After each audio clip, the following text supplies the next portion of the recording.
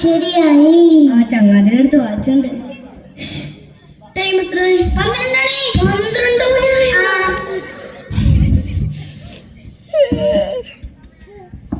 അസ്സലാമലൈക്കും. വഅലൈക്കും അസ്സലാം. എന്തൊക്കെയുണ്ട് വിശേഷങ്ങൾ? സുഖം, റാഹത്തന്നെ. നിന്നെ എവിടെയോ വെച്ച് ഞാൻ കണ്ടീനല്ലോ.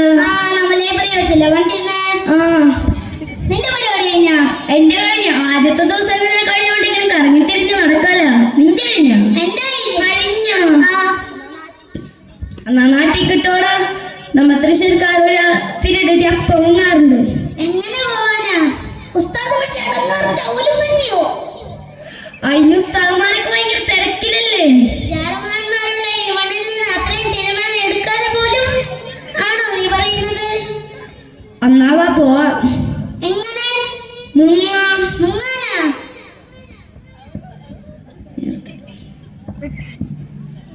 നീ എന്തൊക്കെ പരിപാടിക്കണ്ടേ? മലയാള പ്രസംഗോ വയവ് സംഭാഷണോ പഠിച്ചു കൊയിഞ്ഞാഴ്ചേ.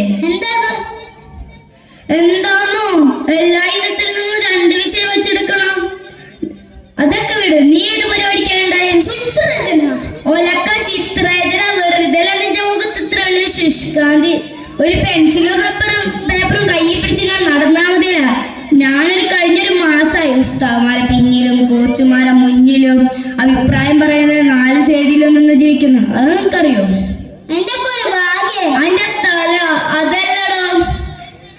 എല്ലാ ഇനത്തിൽ നിന്നും ഞാൻ 2 വിഷയം വെച്ചെടുക്കുന്ന. ഒരു വിഷയം തന്നെ അങ്ങോട്ട് ഉഷാറായി പറഞ്ഞാ പോരെ? അതല്ലടാ, ഏതെങ്കിലും ഒരു വിഷയം എടുത്താൽ സുഖമായി പഠിക്കാല. എന്നാ പിന്നെ 5 വിഷയം എടുക്കാം. അത് ഉഷാറായി കൂടെ അറിയാം. ഒരു വിഷയം തന്നെ മതി. വെറുതെ ഒന്ന് ബളബളബളാന്ന് പറയല്ലേ. അത് ശരിയാ.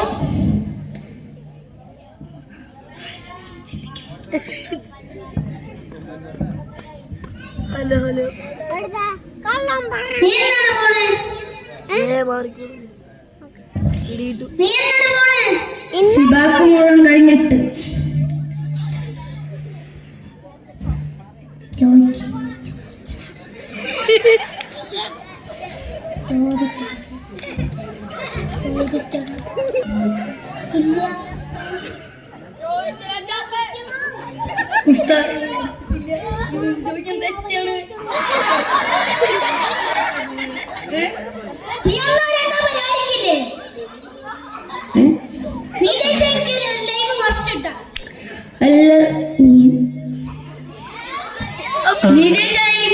മസ്തി ഉള്ളലൈവ് ഫുൾ അടിച്ചിട്ടുണ്ടെങ്കിൽ വേറെ ജിമ്മെടുക്കാനൊന്നും വന്നതല്ല.